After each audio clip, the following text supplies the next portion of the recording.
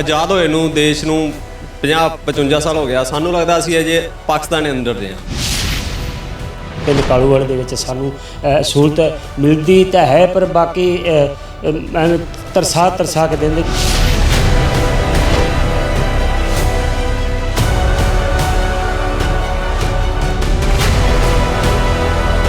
ਸਾਨੂੰ ਕਿਸੇ ਨੇ ਖਰਚਾ ਦਿੱਤਾ ਕੁਛ ਨਹੀਂ, ਨਾ ਕੋਈ ਪਲੱਛਾ ਨਾ ਕੋਈ ਕਮਰਾ ਜੋਗੀ ਨਹੀਂ, ਕੁਛ ਨਹੀਂ ਸਾਨੂੰ ਤਾਂ।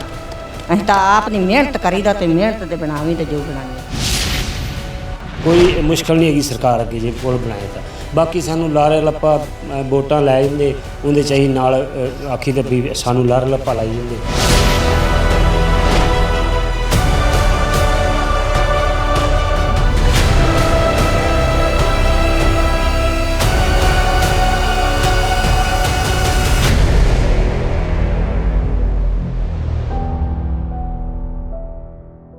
सत श्री अकाल स्काई न्यूज़ वेख रहे सारे दर्शकों का जी आया रू ते मैं तुहाडे नाल प्रकाश फुलारा।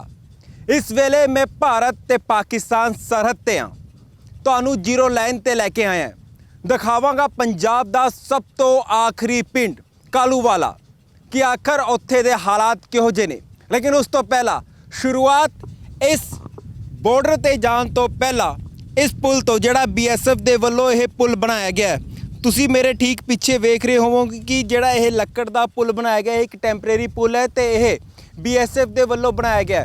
ਹਾਲਾਂਕਿ BSF ਇਸ ਨੂੰ ਸਮੇਂ-ਸਮੇਂ ਤੇ ਇਸ ਪੁਲ ਨੂੰ ਇੱਥੋਂ ਚੱਕ ਵੀ ਦਿੰਦੀ ਹੈ ਕਿਉਂਕਿ ਇੱਕ ਟੈਂਪਰੇਰੀ ਪੁਲ ਹੈ ਜਿਹੜਾ ਸਿਰਫ BSF ਦੇ ਵਾਸਤੇ ਬਣਾਇਆ ਗਿਆ। ਲੇਕਿਨ ਪਿੰਡ ਵਾਲੇ ਇਸ ਦਾ ਇਸਤੇਮਾਲ ਜ਼ਰੂਰ ਕਰ ਲੈਂਦੇ ਨੇ। ਇਸ ਦੇ ਨਾਲ ਹੀ ਜਿਹੜੀ ਥੱਲੇ ਸਤਲੁਜ ਨਦੀ ਵਹਿ ਰਹੀ ਹੈ, ਇਸਥੋਂ ਨਿਕਲਣ ਦੇ ਵਾਸਤੇ ਪਿੰਡ ਵਾਲਿਆਂ ਦੇ ਕੋਲ ਕਿਸੇ ਵੀ ਤਰੀਕੇ ਦਾ ਕੋਈ ਪੁਲ ਨਹੀਂ ਹੈਗਾ ਤੇ ਜਿਸ ਦੇ ਵਾਸਤੇ ਉਹ ਕਸ਼ਤੀ ਦਾ ਇਸਤੇਮਾਲ ਕਰਦੇ ਨੇ, ਬੇੜੀ ਚਲਾਉਂਦੇ ਨੇ ਇੱਥੇ ਤੇ ਉਸ ਦੇ ਜ਼ਰੀਏ ਹੀ ਆਪਣੇ ਜਿਹੜੇ ਖੁਦ ਵੀ ਆਉਂਦੇ ਨੇ ਤੇ ਉੱਥੋਂ ਹੀ ਬੇੜੀ ਦੇ ਜ਼ਰੀਏ ਹੀ ਇਹ ਆਪਣੇ ਕਾਰ ਮੋਟਰਸਾਈਕਲ ਜਿੰਨੇ ਵੀ ਹੋਰ ਵਾਹਨ ਨੇ ਸਮਾਨ ਨੇ ਉਹ ਇੱਕ ਥਾਂ ਤੋਂ ਦੂਜੀ ਥਾਂ ਲੈ ਕੇ ਆਉਂਦੇ ਨੇ। ਯਾਨੀ ਕਿ ਇੱਕ ਬੇੜੀ ਹੀ ਹੈਗੀ ਹੈ ਜੇਕਰ ਇਹ ਪੁਲ ਨਾ ਹੋਵੇ ਕਿ ਪਿੰਡ ਵਾਲਿਆਂ ਨੂੰ ਪੰਜਾਬ ਦੇ ਨਾਲ ਜੋੜਦੀ ਹੈ ਅਸਲ ਦੇ ਵਿੱਚ। ਕਿਉਂਕਿ ਪਿੰਡ ਵਾਲਿਆਂ ਦੇ ਨਾਲ ਜਦੋਂ ਗੱਲ ਕੀਤੀ ਮੈਂ ਪੰਜਾਬ ਦਾ ਜ਼ਿਕਰ ਅੱਜ ਇਸ ਵਾਸਤੇ ਇਹਨਾਂ ਦੇ ਵਾਸਤੇ ਕਰ ਰਿਹਾ ਕਿਉਂਕਿ ਪਿੰਡ ਵਾਲੇ ਕਹਿੰਦੇ ਨੇ ਕਿ ਜਿਸ ਤਰੀਕੇ ਦੀਆਂ ਸਹੂਲਤਾਂ ਤੋਂ ਸਾਨੂੰ ਹਾਲੇ ਤੱਕ ਵਾਂਝਾ ਰੱਖਿਆ ਗਿਆ ਹੈ ਪੰਜਾਬ ਸਰਕਾਰ ਦੇ ਵੱਲੋਂ, ਭਾਰਤ ਸਰਕਾਰ ਦੇ ਵੱਲੋਂ, ਤਾਂ ਸਾਨੂੰ ਇੰਜ ਜਾਪਦਾ ਹੈ ਕਿ ਜਿਵੇਂ ਅਸੀਂ ਪਾਕਿਸਤਾਨ ਦੇ ਹੋ ਗਏ ਹਾਂ। ਤਾਂ ਇਹ ਸਾਰੀਆਂ ਜਿਹੜੀਆਂ ਚੀਜ਼ਾਂ ਨੇ ਅੱਜ ਤੁਹਾਨੂੰ ਦਿਖਾਵਾਂਗੇ ਤਰਤੀਬਵਾਰ ਕਿ ਆਖਰ ਕਿਸ ਤਰੀਕੇ ਦੇ ਜਿਹੜੇ ਹਾਲਾਤ ਨੇ ਉਸ ਵੇਲੇ ਨੇ। ਜੇਕਰ ਤੁਸੀਂ ਇਸ ਵੇਲੇ ਤਸਵੀਰਾਂ ਦੇ ਵਿੱਚ ਵੇਖ ਰਹੇ ਹੋਵੋਗੇ ਤਾਂ ਪੁਲ ਤੇ ਖਤਮ ਹੋਣ ਤੋਂ ਬਾਅਦ ਫੇਸਿੰਗ ਲਾਈਨ ਸ਼ੁਰੂ ਹੋ ਜਾਂਦੀ ਹੈ BSF ਦੀ। ਉਸ ਤੋਂ ਬਾਅਦ ਪਾਕਿਸਤਾਨ ਦਾ ਏਰੀਆ ਜਿਹੜਾ ਹੈਗਾ ਉਹ ਸ਼ੁਰੂ ਹੋ ਜਾਂਦਾ ਹੈ। ਲੇਕਿਨ ਉਸ ਫੇਸਿੰਗ ਏਰੀਆ ਤੋਂ ਪਹਿਲਾਂ ਇੱਕ ਪਿੰਡ ਆਉਂਦਾ ਹੈ ਕਾਲੋ ਮਾਜਰਾ। ਲੈ ਚੱਲਦੇ ਹਾਂ ਤੁਹਾਨੂੰ ਉਸ ਕਾਲੋ ਮਾਜਰਾ ਪਿੰਡ ਦੇ ਵਿੱਚ ਕਿ ਆਖਰ ਉੱਥੇ ਦੇ ਹਾਲਾਤ ਕਿਹੋ ਜਿਹੇ ਨੇ।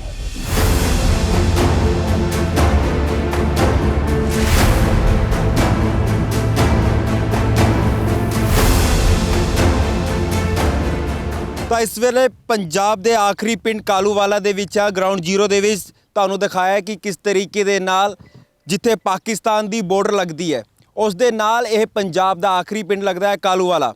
ਭਾਰਤ ਨੂੰ ਆਜ਼ਾਦ ਹੋਏ ਕਾਫੀ ਸਾਲ ਹੋ ਚੁੱਕੇ ਨੇ ਲੇਕਿਨ ਕਾਲੂਵਾਲਾ ਪਿੰਡ ਦੇ ਵਿੱਚ ਜਦੋਂ ਤੁਸੀਂ ਆਓਗੇ ਤਾਂ ਇਹ ਕਾਫੀ ਸਹੂਲਤਾਂ ਨੇ ਜਿਸ ਤੋਂ ਵਾਂਝਾ ਹੈ। ਇਹ ਕਹਿ ਲਈਏ ਕਿ ਸ਼ਾਇਦ ਪੰਜਾਬ ਭਾਰਤ ਦੀ ਸਰਕਾਰ ਦੇ ਵੱਲੋਂ ਇਸ ਵੇਲੇ ਕਿਸ ਤਰਫ ਕਦੀ ਵੀ ਕੋਈ ਧਿਆਨ ਨਹੀਂ ਦਿੱਤਾ ਗਿਆ। ਤੇ ਜੇਕਰ ਪੰਜਾਬ ਸਰਕਾਰ ਦੀ ਗੱਲ ਕਰੀਏ ਭਾਵੇਂ ਮੰਤਰੀ ਸੰਤਰੀ ਜਿੰਨੇ ਵੀ ਇੱਥੇ ਆਉਂਦੇ ਹੋਣ ਲੇਕਿਨ ਅੱਜ ਤੱਕ ਸਿਰਫ ਵੋਟਾਂ ਮੰਗਣ ਤੋਂ ਇਲਾਵਾ ਉਹਨਾਂ ਨੇ ਹੋਰ ਕੋਈ ਕੰਮ ਨਹੀਂ ਕੀਤਾ। ਇਸ ਵੇਲੇ ਜਦੋਂ ਮੈਂ ਪਿੰਡ ਦੇ ਵਿੱਚ ਆਇਆ ਤਾਂ ਮੈਨੂੰ ਇੱਥੇ ਦਿਖੇ ਕਿ ਸਤਲੁਜ ਦਰਿਆ ਦੇ ਕੋਲ, ਕਿਉਂਕਿ ਪਿੰਡ ਦੇ ਕੋਲ ਸਤਲੁਜ ਨਿਕਲਦੀ ਹੈ ਤੇ ਇੱਥੇ ਕੰਮ ਚੱਲ ਰਿਹਾ। ਇਸ ਵੇਲੇ ਇਹ ਕੰਮ ਚੱਲ ਰਿਹਾ ਜਿਹੜਾ ਨਦੀ ਦਾ ਜਿਹੜਾ ਕੰਢੇ ਨੇ ਉਸ ਨੂੰ ਮਜ਼ਬੂਤ ਕਰਨ ਦਾ ਇਹ ਪੂਰਾ ਕੰਮ ਚੱਲ ਰਿਹਾ ਤੇ ਤੁਸੀਂ ਵੇਖ ਰਹੇ ਹੋਗੇ ਕਿ ਆਖਰ ਕਿਸ ਤਰੀਕੇ ਦੇ ਨਾਲ ਇਸ ਵੇਲੇ ਇੱਥੇ ਜਿਹੜਾ ਕੰਮ ਬੜੀ ਜ਼ੋਰਾਂ ਦੇ ਉੱਤੇ ਚੱਲ ਰਿਹਾ। ਤੇ ਤੁਹਾਨੂੰ ਦੱਸ ਦਈਏ ਕਿ ਇਸ ਤੋਂ ਪਹਿਲਾਂ ਇੱਥੇ ਬੇੜੀ ਲਾਈ ਜਾਂਦੀ ਸੀ ਕਿਸ਼ਤੀ ਦੇ ਦੁਆਰਾ। ਇੱਥੇ ਜਿਹੜੇ ਲੋਕ ਨੇ ਉਹ ਉਸ ਦੇ ਜ਼ਰੀਏ ਪਿੰਡ ਦੇ ਵਿੱਚ ਪਹੁੰਚ ਕਰਦੇ ਸੀ, ਆਪਣੇ ਪਿੰਡ ਜਾਂਦੇ ਸੀ ਕਿਉਂਕਿ ਇਸ ਤੋਂ ਪਹਿਲਾਂ ਜਿਹੜਾ ਇੱਕ ਪੁਲ ਮੈਂ ਤੁਹਾਨੂੰ ਦਿਖਾਇਆ ਉਹ BSF ਦੇ ਵੱਲੋਂ ਬਣਾਇਆ ਗਿਆ ਪੁਲ ਹੈਗਾ।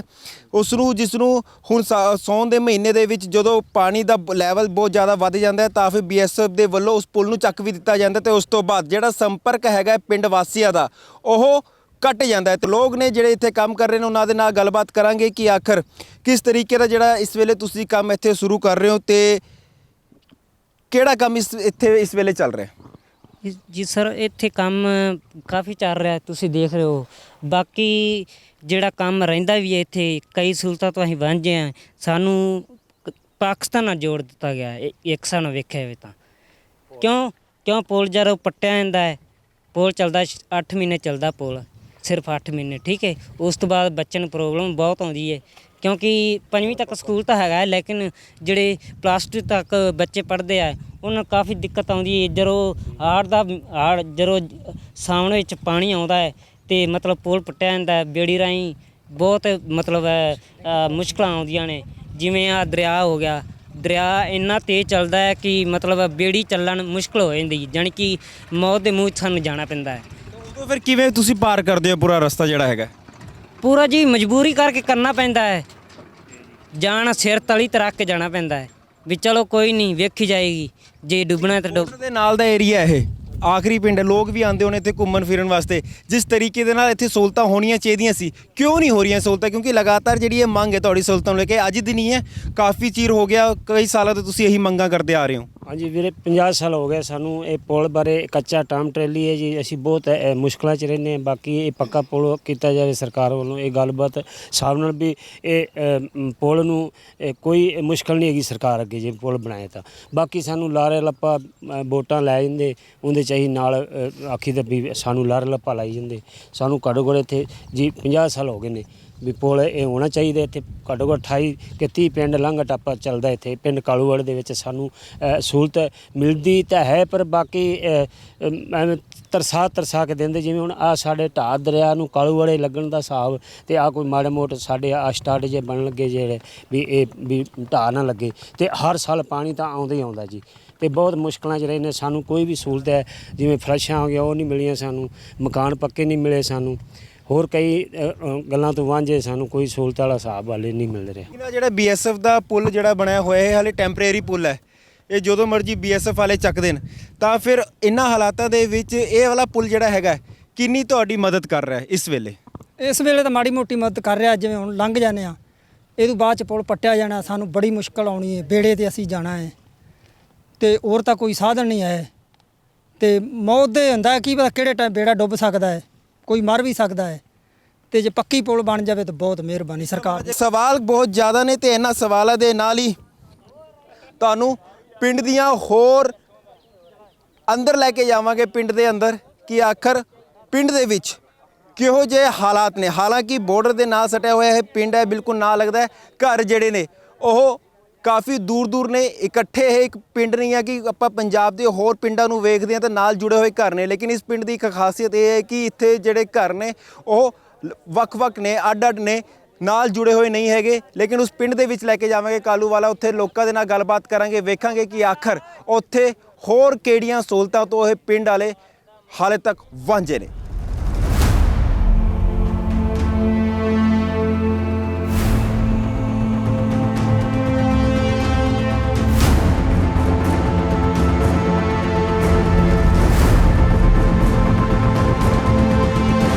ਤਾਂ ਇਸ ਵੇਲੇ ਅਸੀਂ ਸਤਲੁਜ ਦੇ ਨਦੀ ਦੇ ਉੱਤੇ ਆ, ਤੇ ਇੱਕ ਪਾਸੋਂ ਦੀ ਪਿੰਡ ਨੇ ਤੇ ਦੂਜੇ ਪਾਸੇ ਵੀ ਪਿੰਡ ਨੇ।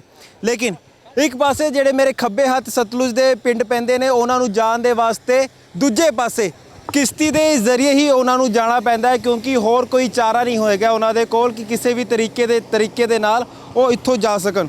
ਤਾਂ ਹੁਣ ਜਿਹੜੀਆਂ ਅਸੀਂ ਤੁਹਾਨੂੰ ਤਸਵੀਰਾਂ ਦਿਖਾਵਾਂਗੇ ਕਿ ਆਖਰ ਕਿਸ ਤਰੀਕੇ ਦੇ ਨਾਲ ਹੁਣ ਹੈਗੇ ਨੇ। ਤਾਂ ਸਭ ਤੋਂ ਪਹਿਲਾਂ ਜਿਹੜੇ ਦੂਜੇ ਪਾਸੇ ਪਿੰਡ ਦੇ ਵੱਲ ਜਾ ਰਹੇ ਨੇ, ਉਹ ਆਪਣਾ ਜਿਹੜਾ ਸਮਾਨ ਹੈਗਾ ਉਹ ਇਸ ਬੇੜੀ ਦੇ ਉੱਤੇ ਲੋਡ ਕਰਨਗੇ। ਤਸਵੀਰਾਂ ਜਿਹੜੀਆਂ ਸਭ ਤੋਂ ਪਹਿਲਾਂ ਕਿ ਮੋਟਰਸਾਈਕਲ ਜਿਹੜਾ ਹੈਗਾ ਬਾਈਕ, ਉਸ ਨੂੰ ਇਸ ਦੇ ਉੱਤੇ ਲੋਡ ਕੀਤਾ ਜਾ ਰਿਹਾ ਹੈ।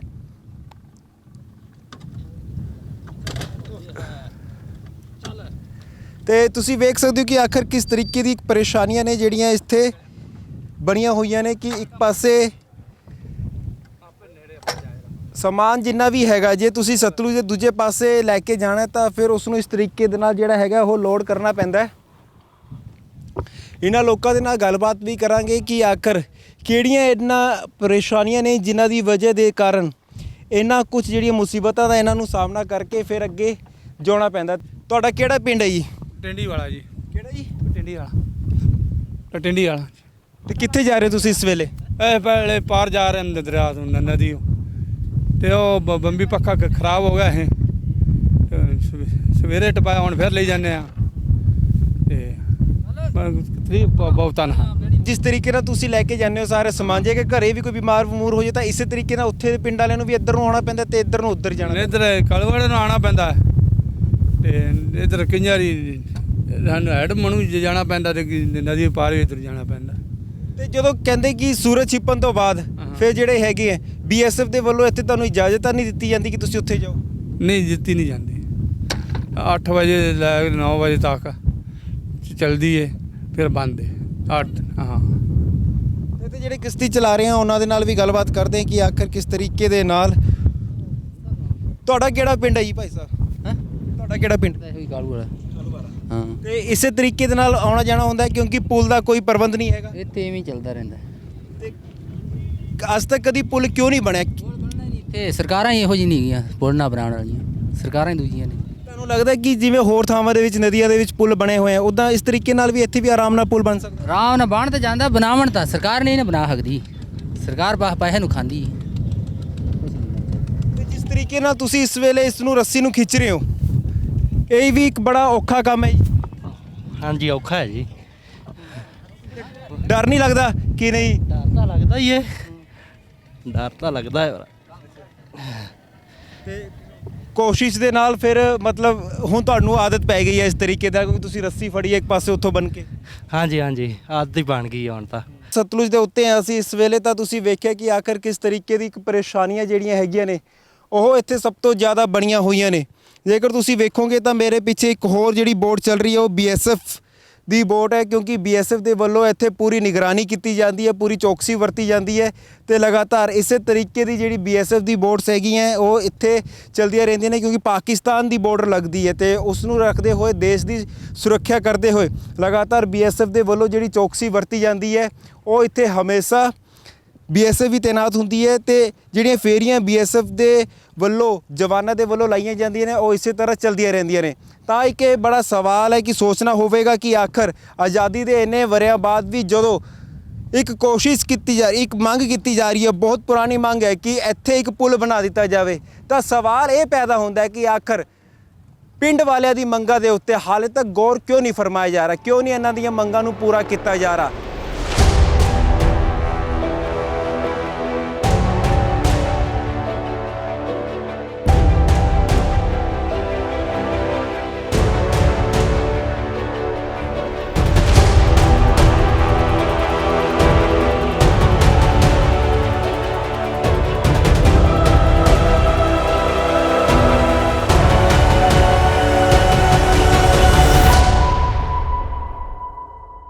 ਜ਼ੀਰੋ ਲਾਈਨ ਦੇ ਵਿੱਚ ਤੁਹਾਨੂੰ ਲਗਾਤਾਰ ਬਾਰਡਰ ਦੇ ਨਾਲ ਸਭ ਤੋਂ ਅਖੀਰਲਾ ਪੰਜਾਬ ਦੇ ਪਿੰਡ ਨੂੰ ਦਿਖਾ ਰਹੇ ਹਾਂ ਕਿ ਆਖਰ ਕਿਸ ਤਰੀਕੇ ਦੇ ਇੱਥੇ ਦੇ ਹਾਲਾਤ ਨੇ। ਤਾਂ ਇੱਕ ਤਸਵੀਰ ਆ ਵੀ ਦਿਖਾਉਣੀ ਬਹੁਤ ਜ਼ਰੂਰੀ ਹੈ ਕਿ ਆ ਕੱਚੇ ਘਰ ਨੇ।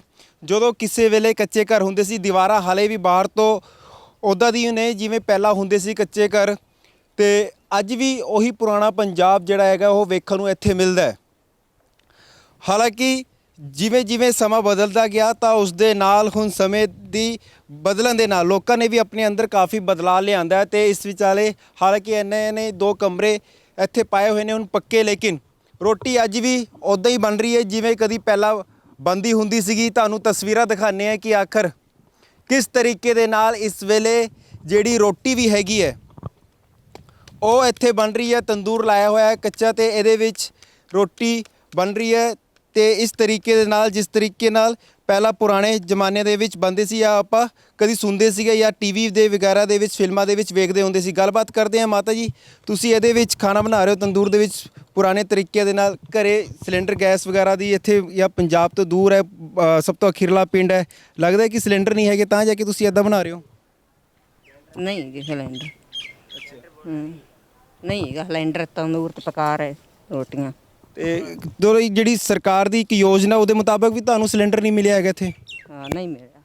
ਉਜਵਲਾ ਯੋਜਨਾ ਦੇ ਨਾਲ ਜਿਹੜੀ ਸਿਲੰਡਰ ਮਿਲਣਾ ਹੁੰਦਾ ਸੀਗਾ ਨਹੀਂ ਮਿਲਿਆ ਸਾਨੂੰ ਸਿਲੰਡਰ। ਤਾਂ ਇਹ ਹਾਲਾਤ ਨੇ ਪੰਜਾਬ ਦੇ ਉਸ ਪਿੰਡ ਦੇ ਜਿਹੜਾ ਬਹੁਤ ਜ਼ਿਆਦਾ ਅਹਿਮੀਅਤ ਰੱਖਦਾ ਹੈ ਇਤਿਹਾਸ ਦੇ ਵਿੱਚ, ਇਤਿਹਾਸਕ ਪਿੰਡ ਹੈ। ਪਿੰਡ ਦੇ ਲੋਕ ਨੇ ਉਹਨਾਂ ਨਾਲ ਗੱਲਬਾਤ ਕਰਦੀ, ਕਾਲੂ ਵਾਲਾ ਪਿੰਡ ਹੈ ਤੇ ਤੁਹਾਡੇ ਕੋਲ ਸਿਲੰਡਰ ਨਹੀਂ, ਇਹਦੇ ਕਾਰਨ ਮਾਤਾ ਜੀ ਜਿਹੜੇ ਨੇ ਉਹ ਤੰਦੂਰ ਦੀ ਰੋਟੀ ਲਾ ਰਹੇ ਨੇ ਤੇ ਇਹਦੇ ਨਾਲ ਬੱਚਿਆਂ ਨੂੰ ਪਾਲੀਦਾ ਹੈ ਬਣਾ ਕੇ छाँ में कभी धूप में रोटी खाना बनाना पड़ता है, बड़ा दिक्कत आती है। फिर रस्ते साढ़े बिल्कुल कच्चे ने ते पक्के मकान हुण माड़े मोटे बनाए ने, कोई गरीबी चाले ना, ਜਿਹੜੇ ਪਹਿਲੇ ਹੀ ਕਿਸੇ ਨੇ ਸਾਨੂੰ ਅੱਜ ਤੱਕ ਮਕਾਨ ਨਹੀਂ ਦਿੱਤਾ ਕਿਸੇ। ਤੇ ਪ੍ਰਧਾਨ ਮੰਤਰੀ ਆਵਾਸ ਯੋਜਨਾ ਦੇ ਨਾਲ ਬਣਾ ਰਹੇ ਹੋ ਤੁਸੀਂ, ਕਿਉਂਕਿ ਕੱਚੇ ਮਕਾਨ ਤਾਂ ਉਹਦੇ ਨਾਲ ਹੀ ਪੂਰੇ ਹੋਣੇ ਸੀ। ਜਿਹੜੀ ਸਰਕਾਰ ਦੀ ਕੀ ਯੋਜਨਾ ਹੈ? ਨਹੀਂ, ਸਰਕਾਰ ਨੇ ਨਹੀਂ ਦਿੱਤੇ ਆਪਾਂ ਨੂੰ ਮਕਾਨ, ਇਹ ਆਪਣੀ ਮਿਹਨਤ ਨਾ ਕਰਦੇ ਪਏ। ਹੁਣ ਕੱਚੇ ਜਿਹੜੇ ਮਕਾਨ ਨੇ ਨਾ ਅਜੇ ਵੀ ਸਾਡੇ ਤਾਂ ਗਿਰਿਆ ਹੋਇਆ ਹੈ ਤੇ ਸਾਨੂੰ ਤਾਂ ਮਿਲ ਨਹੀਂ ਰਿਹਾ। ਬਹੁਤ ਚਿਰ ਦਾ ਇਹ ਗਿਰਿਆ ਹੈ। ਬੱਚਿਆਂ ਨੂੰ ਬਸ ਝੌਂਪੜੀਆਂ ਬਣਾਈਆਂ ਹੋਈਆਂ ਨੇ, ਥੱਲੇ ਡੰਗਰ ਪਸ਼ੂ ਰੱਖੇ ਹੋਏ ਨੇ, ਬਸ ਬੜੇ ਸਾਰੇ ਗੌਰਮੈਂਟ ਲੱਛਾਂ ਨਹੀਂ ਬਣਾਈਆਂ ਅੱਜ ਤੱਕ। ਤੇ ਮਾਤਾ ਜੀ ਦੱਸ ਰਹੇ ਨੇ ਕਿ ਸਰਕਾਰ ਦੇ ਵੱਲੋਂ ਜਿਹੜਾ ਇੱਕ ਘਰ ਤੁਸੀਂ 2 ਕਮਰੇ ਬਣਾਏ ਆ, ਆਪਣੇ ਵੱਲੋਂ ਬਣਾਏ ਹੋਏ ਨੇ ਜੀ ਇਹ? ਆਪਣੇ ਵੱਲੋਂ ਬਣਾਏ ਹੋਏ ਨੇ, ਸਰਕਾਰ ਨੇ ਸਾਨੂੰ ਕੋਈ ਦਿੱਤੇ ਕੁਛ ਵੀ ਨਹੀਂ ਦਿੱਤੀ ਸਹੂਲਤ। ਉਹ ਟਾਇਲਟ ਵਗੈਰਾ ਜਾਂ ਸ਼ੌਚਾਲਿਆ ਜਿਹੜਾ ਚੱਲ ਰਿਹਾ ਕਿ ਹਰ ਪਿੰਡ ਦੇ ਵਿੱਚ ਬਣਾਉਣ ਵਾਸਤੇ ਸਰਕਾਰ ਉਹਦਾ ਪੈਸਾ ਵੀ ਦਿੰਦੀ ਹੈ, ਬਣਾਉਣ ਦਾ ਖਰਚਾ ਦਿੰਦੀ, ਤੁਹਾਡੇ ਇੱਥੇ ਹੈ ਨਹੀਂ? ਸਾਨੂੰ ਕਿਸੇ ਨੇ ਖਰਚਾ ਦਿੱਤਾ ਕੁਛ ਨਹੀਂ, ਨਾ ਕੋਈ ਪਲੱਛਾ ਨਾ ਕੋਈ ਕਮਰਿਆਂ ਜੋਗੀ ਨਹੀਂ ਕੁਛ ਨਹੀਂ ਸਾਨੂੰ ਤਾਂ। ਅਸੀਂ ਤਾਂ ਆਪਣੀ ਮਿਹਨਤ ਕਰੀਦਾ ਤੇ ਮਿਹਨਤ ਦੇ ਬਣਾਵੀਂ ਤੇ ਜੋ ਬਣਾਈਏ। ਤੇ ਕਦੋਂ ਟੁੱਟਿਆ ਇਹ? ਕਿਉਂਕਿ ਇਹ ਮੈਨੂੰ ਲੱਗਦਾ ਕਿ ਨਵਾਂ ਹੀ ਬਣਾਇਆ ਹੋਇਆ ਤੁਹਾਡਾ ਇਹ ਪੱਕਾ ਮਕਾਨ। ਹਾਂ, ਨਵਾਂ ਹੀ ਬਣਾ ਲਿਆ।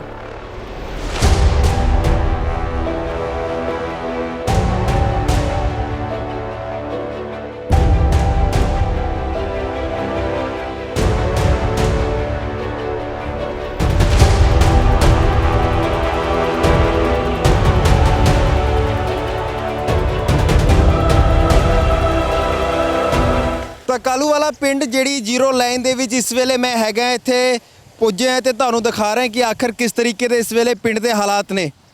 ਸੜਕ ਵੀ ਇੱਥੇ ਫਿਲਹਾਲ ਤਾਂ ਹੈ ਨਹੀਂ, ਲੇਕਿਨ ਇੱਟਾਂ ਦੀ ਇੱਕ ਸੜਕ ਜਿਹੜੀ ਹੈਗੀ ਪਿੱਛੇ ਜ਼ਰੂਰ ਬਣ ਰਹੀ ਹੈ। ਪਿੰਡ ਦੇ ਲੋਕ ਨੇ, ਤੁਹਾਡਾ ਕੀ ਨਾਮ ਹੈ ਜੀ? ਜੀਵਨ ਸਿੰਘ ਸਾਬਕੇ ਮੈਂਬਰ ਜੀ। ਤੇ ਇਸ ਪਿੰਡ ਦੇ ਵਿੱਚ ਸਹੂਲਤਾਂ ਦੀ ਬਹੁਤ ਜ਼ਿਆਦਾ ਘਾਟ ਹੈ। ਕਿਹੜੀ ਹੈ ਜੀ ਸਹੂਲਤਾਂ ਨੇ ਜਿਨ੍ਹਾਂ ਦੀ ਇੱਥੇ ਬਹੁਤ ਜ਼ਿਆਦਾ ਘਾਟ ਹੈ? ਇੱਕ ਤਾਂ ਜੀ ਸਾਡੇ ਬੇੜੀ ਲੱਗਦੀ ਆ, ਪੱਕੀ ਪੁਲ ਖੂਹੀਆਂ ਵਾਲੀ ਪਾਉਣੀ ਚਾਹੀਦੀ ਆ। ਇੱਕ ਸਾਡੇ ਇੱਟਾਂ ਲੱਗਣੀਆਂ ਚਾਹੀਦੀਆਂ ਸਾਰੇ ਘਰਾਂ 'ਚ। ਤੇ ਇੱਕ ਸਾਨੂੰ ਕਿ ਬਿਜਲੀ ਦੀ ਬਹੁਤ ਤੰਗੀ ਆਉਂਦੀ ਹੈ, ਜੇ 2-4 ਘੰਟੇ ਦਿੰਦੇ ਆ ਤੇ ਫਿਰ ਕੱਟ ਮਾਰ ਲੈਂਦੇ ਆ, ਝੋਨੇ ਸਾਡੇ ਵਿੱਚੇ ਰਹਿ ਜਾਂਦੇ ਆ। ਤੇ ਇਸ ਕਾਰਨ ਅਸੀਂ ਕਿ ਬਹੁਤ ਤੰਗ ਹੈਗੇ ਆ। ਬਾਰਡਰ ਦੇ ਉਸ ਪਾਸੇ ਜਿੱਥੇ ਫੇਸਿੰਗ ਕੀਤੀ ਹੋਈ ਉਹਦੇ ਪਿੱਛੇ ਵੀ ਤੁਹਾਡੇ ਖੇਤ ਹੋਣੇ? ਹਾਂਜੀ। ਤੁਸੀਂ ਉੱਥੇ ਜਦੋਂ ਖੇਤੀ ਕਰਨ ਜਾਂਦੇ ਕੀ ਇਸ ਵੇਲੇ ਤੁਸੀਂ ਉੱਥੇ ਖੇਤੀ ਕਰ ਰਹੇ ਹੋ ਇਸ ਵੇਲੇ? ਉੱਥੇ ਜੀ ਇਹ ਜਾਨ ਲਗਾ ਰਹੇ ਆ ਤੇ ਉੱਥੇ ਵੋਟ ਕਾਰਡ ਲੈ ਕੇ ਤੇ ਫਿਰ ਜਾਣ ਦਿੰਦੇ ਆ ਅੰਦਰ ਗੇਟ ਤੋਂ। ਸਾਨੂੰ ਇਹ ਸਮੱਸਿਆ ਬਹੁਤ ਪੈਂਦੀ ਆ ਸਾਨੂੰ ਕਿ 11 ਵੱਜ ਜਾਂਦੇ ਆ ਕੰਮ ਕਰਨ ਤੋਂ, ਅੱਗੇ ਜਾ ਕੇ ਕੰਮ ਕੀ ਕਰੀਏ ਅਸੀਂ। ਕੋਈ ਟਾਈਮ ਵੀ ਹੈਗਾ ਕਿ ਤੁਸੀਂ ਉੱਥੇ ਜਿਹੜੀ ਫੇਸਿੰਗ ਲਾਈਨ ਦੇ ਪਾਰ ਜਿਹੜੇ ਤੁਹਾਡੇ ਖੇਤ ਹੈਗੇ ਉੱਥੇ ਤੁਸੀਂ ਇੰਨੇ ਵਜੇ ਤੱਕ ਹੀ ਕੰਮ ਕਰ ਸਕਦੇ ਹੋ, ਉਸ ਤੋਂ ਬਾਅਦ ਨਹੀਂ? 4 ਵਜੇ ਤੱਕ ਕਰ ਸਕਦੇ ਹਾਂ ਜੀ, ਬਾਅਦ ਵਿੱਚ ਕਹਿੰਦੇ ਨੇ ਚਲੇ ਜਾਓ। ਤੇ 10-11 ਵਜੇ ਗੱਲਣਗੇ, 4 ਘੰਟੇ 3 ਘੰਟੇ ਕੀ ਕਰਾਂਗੇ ਅਸੀਂ। ਇਹ ਸਾਡੀ ਤਾਂ ਪੁਲ ਦੀ ਮਜਬੂਰੀ ਆ। ਤੇ ਇੱਕ ਸਾਡੀਆਂ ਇੱਟਾਂ ਲੱਗਣੀਆਂ ਚਾਹੀਦੀਆਂ ਜੀ, ਤੇ ਇੱਕ ਡਿਫੈਂਸਰੀ ਸਾਨੂੰ ਮਿਲੀ ਜਾਏ ਪਿੰਡ ਦੇ ਵਿੱਚ। ਅਸੀਂ ਰਾਤ ਮੈਂ ਗੁੱਡੀ ਲੈ ਕੇ ਗਿਆ, 11 ਵਜੇ ਮੈਂ ਗਿਆ ਨਿਆਲੇ ਵਾਲੇ ਪੁਲ ਤੋਂ ਟੱਪ ਕੇ ਮੈਨੂੰ ਫੌਜੀਆਂ ਨੇ ਰੋਕ ਲਿਆ, ਕਹਿੰਦੇ ਕਿੱਧਰ ਚੱਲੇ? ਮੈਂ ਕਿਹਾ ਦਵਾਈ ਲੈਣ ਚੱਲਿਆ ਜਨਾਬ। ਉਹਨਾਂ ਫਿਰ ਸਾਹਿਬ ਨਾਲ ਖਰੇ ਗੱਲ ਕਰਵਾਈ ਤੇ ਫਿਰ ਤਾਂ ਕਹਿੰਦੇ ਕਿ ਜਾਣ ਦਿੱਤਾ। ਕਹਿੰਦੇ ਜਾ ਕੇ ਤੇ 10-20 ਮਿੰਟਾਂ ਬਾਅਦ ਵਾਪਸ ਆਉਣਾ। ਮੈਂ ਅੱਧਾ ਘੰਟਾ ਤਾਂ ਲੱਗ ਹੀ ਜਾਂਦਾ ਆ, ਦਵਾਈ ਦੂਈ ਲੈਂਦਾ, ਟੀਕਾ ਟੂਕਾ ਕਰਵਾਇਆ ਤੇ ਅਸੀਂ 11:30 ਵਜੇ ਮੁੜੇ ਵਾਪਸ ਉੱਥੋਂ ਨਿਆਲੇ ਵਾਲੇ ਤੋਂ। ਤੇ ਪੁਲ ਤੋਂ ਸਾਨੂੰ ਬਹੁਤ ਤੰਗੀ ਆਉਂਦੀ ਆ। ਪਿੰਡ ਦੇ ਵਿੱਚ ਇਹਨਾਂ ਨੇ ਦੱਸਿਆ ਕਿ ਡਿਸਪੈਂਸਰੀ ਵੀ ਨਹੀਂ ਹੈ ਤੇ ਰਾਤ ਆਪਣੀ ਬੇਟੀ ਨੂੰ ਇਹਨਾਂ ਨੇ ਦਵਾਈ ਦਿਵਾਉਣੀ ਸੀ, ਬੜੀ ਮੁਸ਼ਕਿਲਾਂ ਦਾ ਸਾਹਮਣਾ ਕਰਨਾ ਪਿਆ। ਹਾਂਜੀ ਬਾਈ ਜੀ, ਤੁਸੀਂ ਆਹ ਦੇਖ ਹੀ ਸਕਦੇ ਹੋ ਸਾਡੇ ਪਿੰਡ ਦਾ ਮਾਹੌਲ। ਮੇਰੇ ਹਿਸਾਬ ਨਾਲ ਆਪਣੇ ਇੰਡੀਆ 'ਚ ਇੰਜਾ ਕੋਈ ਪਿੰਡ ਨਹੀਂ ਹੋਣਾ ਜਿਸ ਨਾਲ ਦਾ ਹੀ ਪਿੰਡ ਆ ਸਾਡਾ। ਸਾਨੂੰ ਇੰਜ ਲੱਗਦਾ ਜਿਵੇਂ ਆਪਣੇ ਆਜ਼ਾਦ ਹੋਏ ਨੂੰ ਦੇਸ਼ ਨੂੰ 50-55 ਸਾਲ ਹੋ ਗਿਆ। ਸਾਨੂੰ ਲੱਗਦਾ ਅਸੀਂ ਅਜੇ ਜਾਣੀ ਕਿ ਪਾਕਿਸਤਾਨ ਦੇ ਅੰਦਰ ਦੇ ਹਾਂ। ਤੇ ਸਾਡੀ ਸਰਕਾਰ ਤੋਂ ਇਹੀ ਮੰਗ ਆ ਵੀ ਇੱਕ ਤਾਂ ਸਾਨੂੰ ਪੁਲ ਪੱਕਾ ਕੀਤਾ ਜਾਵੇ। ਇੱਕ ਸਾਡੇ ਪਿੰਡ ਦਾ ਜਿਹੜਾ ਉਹ ਦਰਿਆ ਜਾਂਦਾ, ਉਹ ਉੱਥੇ ਨੋਚਾਂ ਵਗੈਰਾ ਨਹੀਂ ਹੈਗੀਆਂ, ਪਿੰਡ ਨੂੰ ਖਤਰਾ ਆ। ਇਹੀ ਪਿੰਡ ਦੀ ਜ਼ਮੀਨ ਆ, ਜੇ ਇਹਨਾਂ ਕੋਲ ਇੰਨੀ ਕੁ ਪ੍ਰੋਪਰਟੀ ਹੋਵੇ ਤੇ ਪਿੱਛੇ ਵੀ ਘਰ ਬਣਾ ਸਕਦੇ ਆ, ਪਰ ਇਹਨਾਂ ਕੋਲ ਗੁੰਜਾਇਸ਼ ਨਹੀਂ ਹੈਗੀ ਇੱਥੇ ਰਹਿਣ ਦੇ। ਇਹ ਜਾਣੀ ਕਿ ਜਿਵੇਂ ਕਹਿ ਲਓ ਵੀ ਮਜਬੂਰੀ ਕਰਨੇ ਤੇ ਰਹਿ ਰਹੇ ਆ। ਕਿਉਂਕਿ ਤੁਸੀਂ ਹਿੰਦੁਸਤਾਨ ਦੇ ਵਿੱਚ ਰਹਿੰਦੇ ਹੋ, ਸਹੂਲਤਾਂ ਦੇ ਕਾਰਨ ਤੁਸੀਂ ਕਹਿ ਰਹੇ ਹੋ ਕਿ ਸਾਨੂੰ ਐਂ ਲੱਗਦਾ ਕਿ ਪਾਕਿਸਤਾਨ ਦੇ ਵਿੱਚ ਅਸੀਂ ਰਹਿੰਦੇ, ਤਾਂ ਇਹ ਸ਼ਬਦ ਜਿਹੜਾ ਹੈਗਾ ਇੱਕ ਲੱਗਦਾ ਨਹੀਂ ਕਿ ਨਹੀਂ ਇਹ ਮੈਨੂੰ ਇਸ ਸ਼ਬਦ ਦਾ ਜਿਹੜਾ ਹੈਗਾ ਇਸਤੇਮਾਲ ਨਹੀਂ ਕਰਨਾ ਚਾਹੀਦਾ, ਨਹੀਂ ਮੈਂ ਤਾਂ ਹਿੰਦੁਸਤਾਨੀ ਹੀ ਹਾਂ। ਭਾਈ ਜੀ ਹੈਗੇ ਤਾਂ ਅਸੀਂ ਹਿੰਦੁਸਤਾਨੀ ਆ ਦੇਖੋ ਮੈਂ ਇੰਨਾ ਪੱਕਾ ਹਿੰਦੁਸਤਾਨੀ ਆ ਵੀ ਹੋ ਸਕਦਾ। ਦੇਖੋ ਆਈ ਲਵ ਮਾਈ ਇੰਡੀਆ ਹੈ, ਪਰ ਮਜਬੂਰਨ ਹੋ ਕੇ ਕਹਿਣਾ ਪੈਂਦਾ ਸਰਕਾਰਾਂ ਨੇ ਤੁਹਾਨੂੰ ਮਜਬੂਰ ਕਰ ਦਿੱਤਾ ਹੈ। ਹਾਂਜੀ ਹਾਂਜੀ। ਔਰ ਇਹ ਨਹੀਂ ਵੀ ਸਾਡੇ ਦਿਲ 'ਚ ਅਸੀਂ ਹਿੰਦੁਸਤਾਨੀ ਆ, ਹਿੰਦੁਸਤਾਨੀ ਰਵਾਂਗੇ। ਮੈਂ ਹੁਣ ਤੁਸੀਂ ਤਾਂ ਹਿਸਾਬ ਲਾ ਲਓ, ਮੈਂ BA ਕੀਤੀ ਆ, ਆਹ ਦੇਖ ਲਓ ਮੈਂ ਹੁਣ ਖਾਦ ਪਾ ਕੇ ਆਇਆ ਤੁਹਾਡੇ ਸਾਹਮਣੇ ਆ। ਨੌਕਰੀ ਵਾਸਤੇ ਕਿਤੇ ਅਪਲਾਈ ਨਹੀਂ ਕੀਤਾ? ਬਾਈ ਕੀਤਾ ਸੀ ਪਰ ਕਿਤੇ ਸੁਣਾਈ ਨਹੀਂ ਹੋਈ। ਕਿੰਨਾ ਥਾਵਾਂ ਦੇ ਵਿੱਚ? ਕਾਫੀ ਜਗ੍ਹਾ ਗਿਆ ਸੀ ਮੈਂ, ਡਾਕਟਰੀ ਲਾਈਨ 'ਚ ਵੀ ਗਿਆ ਸੀ ਪਹਿਲਾਂ, ਉਧਰੋਂ ਵੀ ਤਕਰੀਬਨ ਪੋਸਟਾਂ ਵਗੈਰਾ ਨਹੀਂ ਆਈਆਂ। ਇਸ ਪਿੰਡ ਦੀ ਗੱਲ ਕਰੀਏ ਤਾਂ ਕਿੰਨੇ ਘਰ ਨੇ ਇਸ ਪਿੰਡ ਦੇ ਵਿੱਚ, ਕਿੰਨੇ ਲੋਕ ਰਹਿੰਦੇ ਨੇ? ਇੱਥੇ ਤਕਰੀਬਨ 120 ਘਰ ਦੇ ਐਡਗਟ ਰਹਿੰਦੇ ਆ, ਤਕਰੀਬਨ 300-400 ਜਾਣੀ ਕਿ ਆਬਾਦੀ ਹੈਗੀ ਆ। ਸਰਕਾਰੀ ਨੌਕਰੀ ਕਿੰਨੇ ਲੋਕਾਂ ਦੀ ਹੋਊਗੀ 120 ਦੇ ਵਿੱਚੋਂ? ਕਿਸੇ ਦੀ ਨਹੀਂ ਹੈ, ਸਰਕਾਰੀ ਛੱਡ ਕੇ ਪ੍ਰਾਈਵੇਟ ਵੀ ਨਹੀਂ ਆ ਕਿਸੇ ਦੀ। ਐਦਾਂ ਕਿਉਂ? ਇਹ ਬਾਈ ਇਹ ਤਾਂ ਹੁਣ ਸਰਕਾਰਾਂ ਨੂੰ ਪਤਾ ਕਾਹਦੇ ਵਾਸਤੇ ਆ। ਤਾਂ ਇੱਕ ਬਹੁਤ ਵੱਡੀ ਚੀਜ਼ ਇੱਥੋਂ ਨਿਕਲ ਕੇ ਸਾਹਮਣੇ ਆਉਂਦੀ ਹੈ ਕਿ ਪੰਜਾਬ ਦਾ ਜਿਹੜਾ ਆਖਰੀ ਪਿੰਡ ਹੈ ਕਾਲੂਵਾਲਾ, ਸਹੂਲਤਾਂ ਭਾਵੇਂ ਇੱਥੇ ਕੁਝ ਵੀ ਨਾ ਹੋਣ, ਲੇਕਿਨ ਸਵਾਲ ਇਹ ਕਿ 120 ਘਰ ਨੇ। ਪਿੰਡ ਵਾਸੀ ਇਹ ਕਹਿੰਦੇ ਨੇ ਕਿ ਸਰਕਾਰੀ ਨੌਕਰੀ ਜਿਹੜੀ ਸਰਕਾਰ, ਪੰਜਾਬ ਦੀ ਸਰਕਾਰ ਵੀ ਲਾ ਲਓ, ਕੈਪਟਨ ਅਮਰਿੰਦਰ ਸਿੰਘ ਦੀ ਸਰਕਾਰ ਨੇ 2017 ਦੇ ਵਿੱਚ ਇਹ ਵਾਅਦਾ ਕੀਤਾ ਸੀਗਾ ਕਿ ਘਰ ਘਰ ਅਸੀਂ ਨੌਕਰੀ ਦੇਵਾਂਗੇ, ਲੇਕਿਨ ਨੌਕਰੀਆਂ ਦਾ ਇੱਥੇ ਕੁਝ ਵੀ ਸਾਨੂੰ ਨਜ਼ਰ ਨਹੀਂ ਆਉਂਦਾ। ਪਿੰਡ ਵਾਸੀ ਕਹਿੰਦੇ ਨੇ ਕਿ 120 ਘਰਾਂ ਦੇ ਵਿੱਚੋਂ ਇੱਕ ਵੀ ਘਰ ਅਜਿਹਾ ਨਹੀਂ ਹੈ ਕਿ ਜਿਹਦੇ ਕੋਲ ਸਰਕਾਰੀ ਨੌਕਰੀ ਹੋਵੇ। ਯਾਨੀ ਕਿ ਸਮਝਿਆ ਜਾ ਸਕਦਾ ਹੈ ਕਿ ਕੋਈ ਇੱਕ ਅੱਧਾ ਹੀ ਹੋਵੇਗਾ ਜਿਸ ਨੂੰ ਨੌਕਰੀ ਹੋਵੇ, ਲੇਕਿਨ ਸਵਾਲ ਬਹੁਤ ਜ਼ਿਆਦਾ ਨੇ। BA ਪਾਸ ਜਿਹੜਾ ਹੈ ਇੱਥੇ ਮੁੰਡੇ ਨੇ ਜਿਨ੍ਹਾਂ ਨੇ ਗ੍ਰੈਜੂਏਸ਼ਨ ਕੀਤੀ ਹੈ, ਉਸ ਤੋਂ ਵੀ ਗਾਹਾਂ ਦੀ ਪੜ੍ਹਾਈ ਕੀਤੀ ਹੋਈ ਹੈ, ਉਹ ਇਸ ਵੇਲੇ ਖੇਤੀ ਕਰ ਰਹੇ ਨੇ। ਤਾਂ ਫਿਰ ਸਰਕਾਰਾਂ ਨੂੰ ਸੋਚਣਾ ਪਵੇਗਾ ਕਿ ਆਖਰ ਇਹੋ ਜਿਹੇ ਹਾਲਾਤ ਕਿਉਂ ਬਣੇ ਨੇ ਤੇ ਇਹੋ ਜਿਹੇ ਹਾਲਾਤਾਂ ਨੂੰ ਸਾਂਭਿਆ ਕਿਉਂ ਨਹੀਂ ਜਾ ਰਿਹਾ, ਕਿਉਂਕਿ ਇਹ ਜਿਹੜੀ ਨੌਜਵਾਨ ਪੀੜ੍ਹੀ ਹੈ, ਜੇਕਰ ਇਹਨਾਂ ਨੂੰ ਅਸੀਂ ਆਪਣੇ ਆਪ ਤੋਂ ਵਾਂਝੇ ਕਰ ਦੇਵਾਂਗੇ ਤਾਂ ਫਿਰ ਸਵਾਲ ਹੈ ਕਿ ਆਖਰ ਪੰਜਾਬ ਦਾ ਕੀ ਹੋਵੇਗਾ, ਹਿੰਦੁਸਤਾਨ ਦਾ ਕੀ ਹੋਵੇਗਾ। ਕੈਮਰਾਮੈਨ ਭਾਨੂ ਦੇ ਨਾਲ ਪ੍ਰਕਾਸ਼ ਫੁਲਾਰਾ, ਸਕਾਈ ਨਿਊਜ਼ ਪੰਜਾਬ, ਫਿਰੋਜ਼ਪੁਰ।